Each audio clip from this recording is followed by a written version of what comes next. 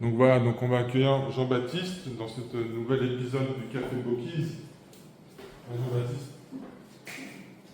Salut. Ça va. Bon, alors c'est vrai que les gens vont se demander qu'est-ce que tu fous sur Café Bocuse et pourquoi on fait une vidéo. Alors moi j'avais envie de te demander deux, trois choses. D'abord, je sais que tu es actif dans le milieu de la musique pour tes artistes. J'aimerais bien savoir qu'est-ce que tu fais pour, avec tes artistes dans le cadre de la Ligue majoritaire guyanaise, dans un premier temps. Donc, explique-nous tout ça. Bon, quand on a constitué le collectif de musiciens, à un moment donné, on s'était proposé de produire un son ou deux sons par an. Et moi, j'avais soumis l'idée que ce soit des vinyles, des mazurkas. Alors, après, ça dépend beaucoup de l'énergie des musiciens, et puis quand même aussi de l'argent dont on dispose. Donc, pour le moment, on a participé, je ne dis pas produit, on a participé de près ou de loin à deux sons. Donc une mazurka, Business Avancé, qui était chantée par Léna et qui a été arrangée et construite par Simon Turpin, avec la participation de tout un tas de musiciens dans la sphère de côté artistes. Et puis ensuite, on a plus produit un méringue qui était encore chanté par Léna, mais qui a été écrit, composé et offert par Mika à Léna. D'accord, Mika Leger qui est déjà passé sur la chaîne YouTube. C'est ça. Donc pour résumer, Côté Artistes, c'est une association de musiciens et un des topics de votre association était de produire, ou en tout cas de participer à la création de musique et qui a abouti à un Business Avancé et un merengue avec Léna et le deuxième temps avec Mika Leger dans le cadre des chants. Alors, sachant que les musiciens qui jouent la musique et tout le reste gravitent autour de Côté Artistes de manière directe. C'est ça. En fait, ouais, c'est pour ça qu'en fait, c'est vrai qu'on a interviewé pas mal de groupes, pas mal de chanteurs, et on n'a pas interviewé un petit peu les personnes de l'ombre, encore un côté dans Bocuse Connexion, et du coup, je me disais que Côté Artistes, c'était une bonne occasion d'interroger quelqu'un de l'ombre, avec plaisir. Ce que tu es, de travailleur de l'ombre, à ton humble échelle.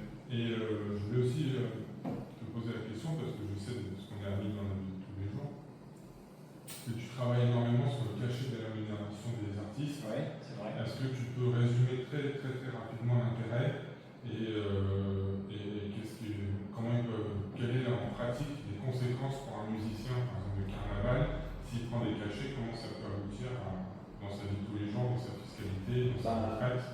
Si on prend le cas d'un employé qui travaille pour un patron, il a un contrat de travail, il a une fiche de paye, et à chaque fois, il a un salaire net qui lui est versé, mais il a en même temps, pour son propre bénéfice, paiement de charges, pour par exemple sa protection sociale, pour sa protection contre le chômage et sa protection contre la maladie et la vieillesse. Et on n'imagine pas qu'un musicien puisse faire carrière sans ce type de couverture-là. Et pour protéger les musiciens, le système, du fait de la nature même du métier d'artiste et donc musicien, il a été inventé un système qu'on appelle l'intermittence. C'est ouvre le statut d'intermittent du spectacle. Donc, le système de l'intermittence, c'est de dire le métier d'artiste il est un peu particulier, et donc la cotisation se fait à travers le paiement de cachets. Et quand un artiste a fait 43 cachets par an et 507 heures de travail par an, à ce moment-là, il ouvre des droits vis-à-vis de France Travail, ex-Pôle emploi, pour pouvoir toucher une indemnité qu'on appelle communément l'intermittence.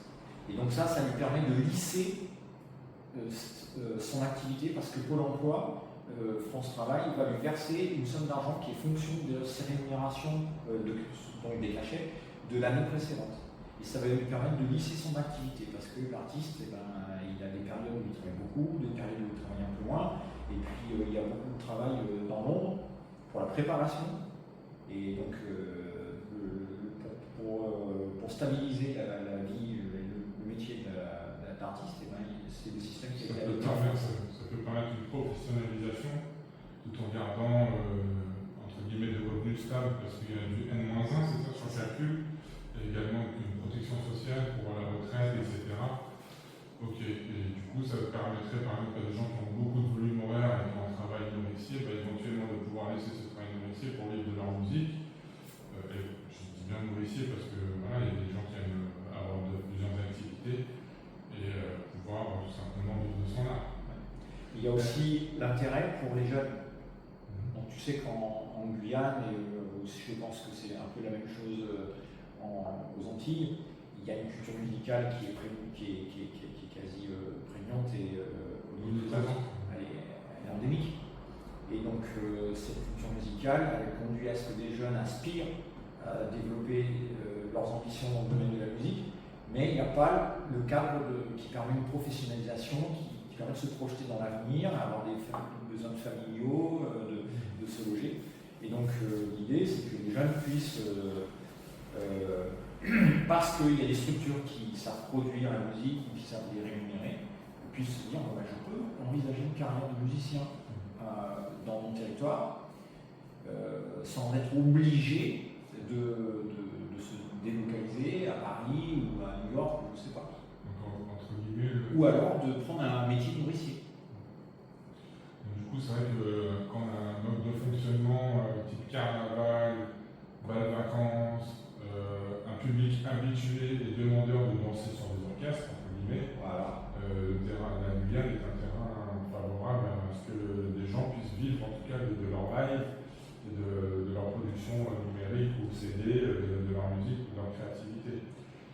Ça vient en complément de la CSAM et de si tout était déclaré, etc.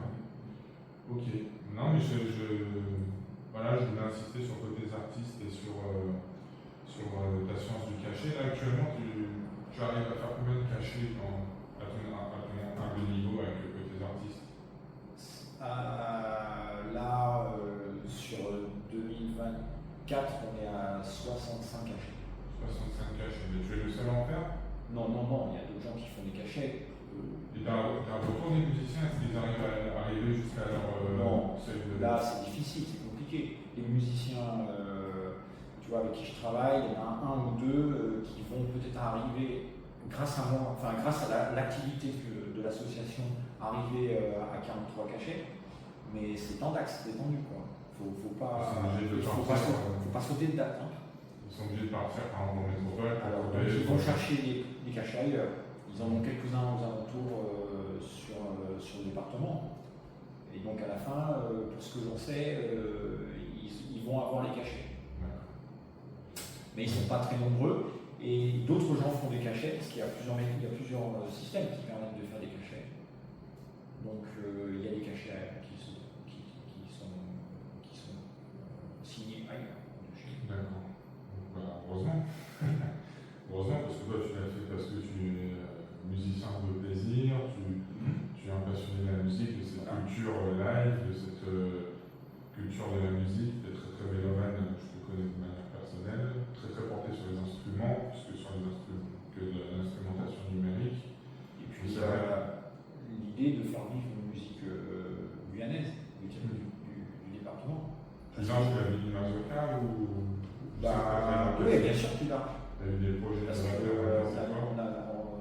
toute la musique traditionnelle a besoin aussi de s'exprimer. Du côté des artistes à travailler, oui, bien sûr. Donc là, on a eu une résidence il y a quelques années en arrière pour pour donner l'occasion à deux artistes de s'exprimer à partir des 7 rythmes fondamentaux traditionnels guyanais, et puis apporter des éléments d'arrangements musicaux plus jazz, et puis des textes plus d'aujourd'hui. C'est quoi? C'est tambour, guitare, piano, tambour. Donc là, l'orchestre il est constitué comme ça. Tu vas avoir la voix avec le lead et puis les chœurs. Ensuite un saxophone, des tambours. Et puis ça c'est le noyau dur de cette musique-là. Mais elle peut être augmentée avec une basse, un piano. Ça va dépendre un petit peu. Les titres qui ont été produits vont faire leur vie, vont évoluer. Bon, bah, sacré travail, hein. Ouais. Je fais ça quasiment tout seul. Et qu'est-ce que je voulais te dire d'autre? Ouais, après, bon, on s'est connus à travers la sphère du carnaval et plus largement de l'amour qu'on a pour la BNG. Et puis, bon, déjà, on est passé de musique carnavalesque à BNG depuis qu'on se connaît dans les termes, etc. On voit l'évolution de la chose. Et, qu'est-ce qui te plaît dans la danse, Billy Mazurka? Pourquoi tu danses ça? Eh ben, je vais faire court. Il se passe quelque chose de très particulier quand un orchestre joue cette musique-là et qu'il y a une assemblée de cavaliers en couple qui dansent. Et donc, il se passe quelque chose de très particulier entre la musique qui est faite, l'ensemble des cavaliers et des cavalières qui dansent. Et ça, ce qui se passe à ce moment-là, il y a quelque chose d'un petit peu sacré. Une espèce de trilogie. Et même plus, il y a une autre dimension, au niveau du couple qui danse, il y a quelque chose qui se passe entre eux quand ils pratiquent la danse. Ils sont en accord avec la musique, parce que dans cette musique-là, on écoute en permanence ce qui est fait, et on danse en écoutant la musique, on donne de la musicalité au corps. Et donc là, il y a une petite magie qui s'opère dans le couple qui est en train de danser, et dans l'assemblée des danseurs. D'où la trilogie. Et orchestre, assemblée et le couple. Et tout ça devient indissociable. Et donc, c'est quelque chose qui apporte. C'est multidimensionnel, ce qu'on ressent, la richesse qu'on comprend à ce moment-là. Donc, c'est quelque chose qui est sacré. Et c'est mystique. Pour moi, c'est une interprétation très personnelle. Qu'est-ce qui te plaît chez une cavalière? C'est le dialogue qu'elle m'offre quand je suis avec elle et qu'on pratique la danse. Donc, est-ce qu'elle va comprendre mon langage corporel? Est-ce qu'elle va me répondre? Est-ce que moi je vais comprendre le sien? Est-ce que je vais savoir lui répondre? Est-ce que tout ça va en plus se faire